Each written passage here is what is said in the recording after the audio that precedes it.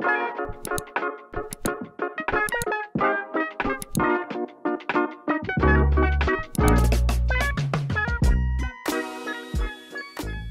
to Add to Cart, the show where we celebrate creativity in commerce. Every single person I know has a closet full of board games. Yes, many of the classics like Monopoly and chess, but also some of the more recent fan favorites like Settlers of Catan. And these board games take up space and really have not innovated in years and years. Today's guest is completely changing the game and hopefully introducing you to your Last Gameboard. Welcome to the show, Shail Mehta. I'm so excited to be here. I'm a huge fan of you and like all the work that you've done. And I think like it's time for women to take over in not just venture and startups, but just in commerce in general. So we are taking over. Yeah, we are right 100% now, taking over. Yeah. I think people better listen to this one. Yeah, hell yeah. I'm really excited to talk about your product because it's this interesting hybrid of physical good and digital products. Yep. And I want to kind of rewind to your initial passion, your initial moment. You decided to create a new product. Yeah. What was that moment of insight? We need a Last Gameboard.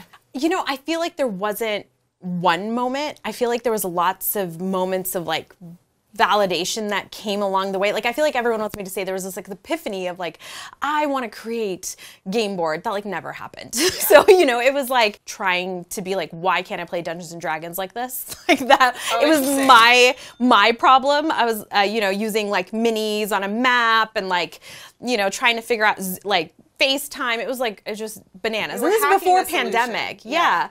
And like, there was just not a really good way. I'm like, you know, we live in whatever year that was at that point, 2018. Yeah. And why can't board games be like Netflix? Why can't I just like pick a game, try a game? You know, I used to back Kickstarters and then they used to come in the mail and I'd be disappointed. And I just spent like, you know, $120 on this and waited 8 months. And it was just like not fun. So I'm like, why can't I try a game before? It was literally my own problems. And I just started down this insane rabbit hole of figuring out how can you use a physical piece on a tablet. Yeah. And then we stumbled upon a patent.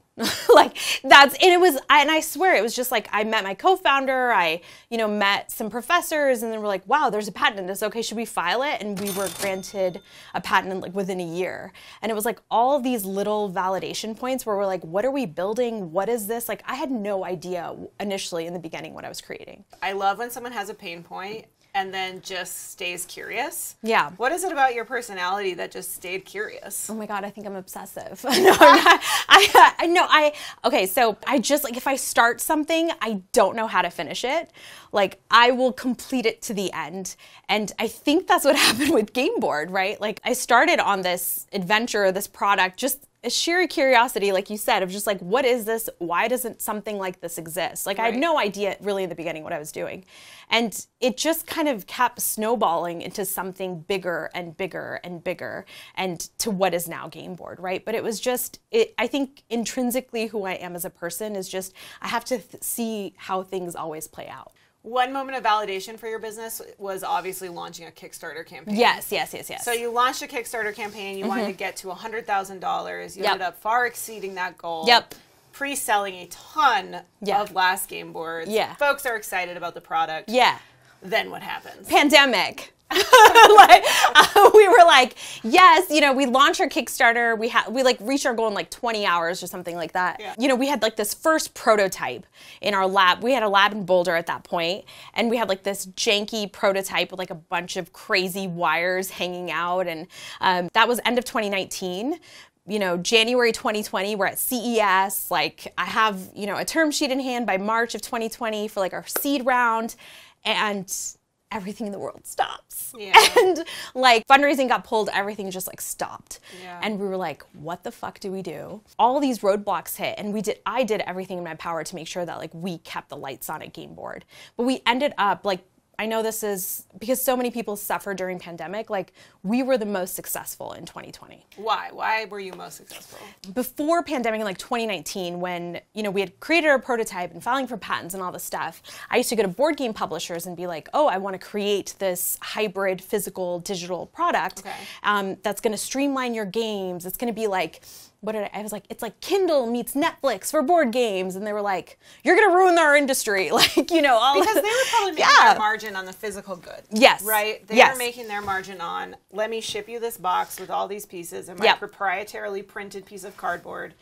And you were saying, nobody wants all this wasteful cardboard. Let's build something where you can develop your game on my board. Yes. And we'll rev share. Yeah. And they were like, no bueno. No. They were like, you are trying to replace cardboard. You're trying to like... God forbid. And I was literally like, well, did Amazon replace books? Like, it's just a different medium to like consume it, right? Like, I was trying to make people understand, but nothing made them understand like a global pandemic. And suddenly, all these publishers, developers that saw us as cannibalizing an industry saw me as diversifying their revenue stream. Yep. And we were able to sign on more... And reducing the risk of their business. Reducing because risk. They don't have to worry about if the product is going to come from China. They don't have to worry about manufacturing. You can 3D print the pieces. took all the painful parts of the pandemic and said, I'll take those away. Yeah. Build with me. Build with me. So they changed their minds. Yes, they changed their minds. Okay. And we were able to sign like more B2B partnerships than I barely signed like 2 before. And right now we have over 200 like publishers, creators like signed onto our platform, like building. Either we're working with them to build on Gameboard, they're doing it themselves. Like we have all these different types of relationships of people just building content for Gameboard. I love this story so much because it speaks to me of the persistence of knowing the future and just waiting for everyone else to catch up with you. Yeah, I mean, I was like, oh, okay, pandemic. Oh, wait, you care now about me? Cool. Yeah. But also not having an attitude of like, you know, fuck you, but having an attitude of, great, let me tell you why now is the right time for us to work together. And it was like really, you know, and sometimes I feel like when you're in a startup and you've created this product, you're in your mind sometimes a lot too, right? You think that, am I really doing that's creating value? Like, am I building something that's really helping someone, or do I think that it's helping someone, right? Like, am I really providing that creator? I see the pain points. Do you see the pain points? And if you're pushing me aside, maybe I don't have it right. And my goal was always to be like, well, how can I help you? Like, how can I work with you to create a model, to create a distribution channel, to create a product that benefits you? Right. And consumers. Yeah. Because consumers are going to be happier at the end of the day if you've presented something to them that gives them more optionality, gives them more use cases from a single game board. Yeah. There's so much benefit to the end consumer. Okay, so let's kind of, you sell a bunch on Kickstarter, pandemic hits, all the phones ringing. We can't manufacture these cardboard boxes anymore. Shail's the person to help us with this. And you sign over 200 folks to the product. Let's actually take a second to explain in, you know, very specific detail what is different about the Last Gameboard. How does it work? Okay, so Gameboard has a technology, a proprietary technology called send screen technology. And what it does, if you think about how your iPhone works or a tablet works, you have 10 or 20 touch points, right? And it's a personal device. It's meant for you, right? A tablet is meant for you. It's an individual device. Gameboard is a multi-user, multi-touch device, and we have unlimited touch on Gameboard. Wow. So no tablet, no touchscreen can do what we can do. We have a very deep tech, you know, hardware and software infrastructure baked into Gameboard. So you can take any physical object, like I could see that cup on Gameboard. You can 3D print a piece. You can use a chess set that you have at home. You can use any physical object on the surface of Gameboard. But what the technology enables is this hybrid approach to physical and digital play. And that's what we double down on. We're a platform and we're based on deep tech. And it allows you a limitless number of games. Yeah, anything that you want to play. Anything you want to play. And it's like Netflix. You have access to a library of games. You just click on whichever game you want to play. The board will become it. Right now, you're at this really interesting position in your business where you have a 12,000 person paid waitlist. People who are paying $199 to be on a waitlist. On a waitlist. In the world of commerce, the idea of someone paying $200 to just sit around and wait is pretty amazing. Yeah. What do you think they're waiting for exactly? God, I hope I deliver it right. I'm kidding. You know, we tested a bunch of different price points for the wait list because, so we had to roll out a paid wait list because we need to put it in order for suppliers to be like, how much are we predicting in revenue that's going out, right? Like we have a lead time with components. So from the business side to get predictability patterns of how much we need to put in orders came from that need of like, hey, we need some sort of monetary commitment, right? It didn't come from a need to be like, well, how can I make people wait for this? It came from I need to predict how many game boards I need to build and how can I deliver them efficiently to an end consumer. So we started testing a bunch of different price points. Like on Kickstarter, we had $1. Wow. Then we had like $39. Then we tested like a $59 wait list. Then we tested like a $79 wait list. And like every time we kind of just like incrementally started like testing these different price points until we landed on $199. Because I think it makes people feel really invested in the product. Like I am paying this money because I want this product. And that's valuable to me as a company building the physical product, but you as an end consumer to be like, I actually really do want this. This does provide value to me, right? Yeah. And so that those interests align. It was difficult to get to this point, right? And that wait list was built up, like I clawed my way to this, right? But it's there and it's growing really great now because we've hit these really great strides. You have really mastered this ability to talk to your core consumer in community forums online. Mm-hmm. So describe for folks how your consumer discovers the Last Gameboard. We have Gameboard out to select influencers and people within the D&D community, within the TTRPG community, and they have live streams on Twitch and all this kind of stuff. So we're like, here's a game board. People in our community, like heavy tabletop gamers, have envisioned a product like Gameboard, and this has been tried and failed before because people never got the core audience right. They never got the messaging right. They tried to do like this big, crazy, let's just have monopoly on this product. And it doesn't work. No one's going to pay for an expensive product when you can go buy it at Target for $10, right? Why am I building something that does something for my core consumer? And it's because they've waited for this, they've envisioned this, and I'm one of those people. So it's built for that audience right now. And yes, we'll grow and we'll scale and all that stuff, but we are focused on this audience.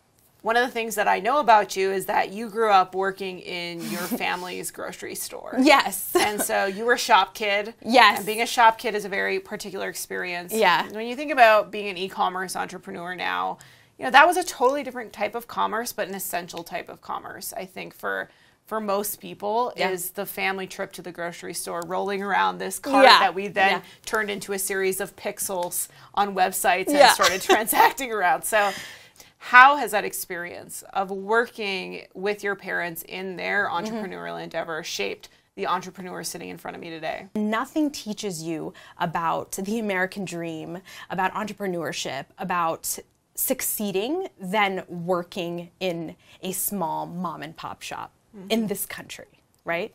Because for that opportunity, like people in so many countries, especially in like countries like India and stuff, back in the 90s, way more, would have given up everything. And my family gave up every opportunity there, every educational avenue there to have that one opportunity here, right? Mm-hmm. So I think that's what makes me an entrepreneur. It's what makes me a founder, is like this idea of just making life a little bit better for you and for those around you, right? Like what can you do to continue pushing forward? And if you have the fundamentals, and that could be like an MBA or it could be like working in a shop, right? Whatever it is, do you have the fundamentals of what it takes to run a business? Do you know how to have a good and sell it to a consumer and that person gives you $1 back? Do you know how to do that? Because if you don't know how to do that, don't be in this business. Don't be in this line, right? Is the American dream still real, you think? Yes, 100%. Why? Because of people like me, because of people like you, like my daughter.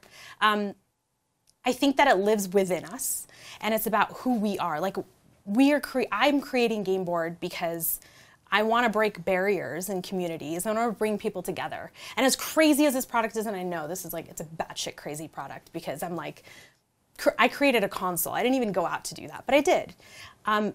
But as long as people like me, people like you, continuously push product, continuously push access to resources, to make our lives better, to connect with people, and you're brave enough to do it, that dream's alive. So much of my motivation as a person, as an entrepreneur myself, is the idea that I actually truly believe in every ounce of my soul, that these photos on the wall behind me, that this content that we're creating today, it actually demystifies access to success. that creativity is the path to success. And if you can make creativity affordable and you can make creativity accessible, any store that is started on a .com can go and can win. I think you've proven that too by showing people that having a creative idea, a creative product, if you put it into the world and you make it easy to understand and you make it easy to be accessed, it can go and it can win. And so I really congratulate you on all the success. It's just amazing to watch, and I can't wait to see what happens next. Thank you. You too. I'm so excited to be here. This was amazing. This was awesome. I want to reinforce that if you liked this amazing video, if you liked the content from Shail today, please go ahead and like this video and subscribe to this channel. And before we go, we have to give Shail a chance to promote where you can get on that wait list for a Last Gameboard. So Shail, look in that camera over there and tell the good people where they can get a Last Gameboard. So you can find reservation information, game information, everything at lastgameboard.com. You can pay $199 and reserve Gameboard right now, and you'll get on our wait list and get Gameboard this fall. Thank you so much. Thank you.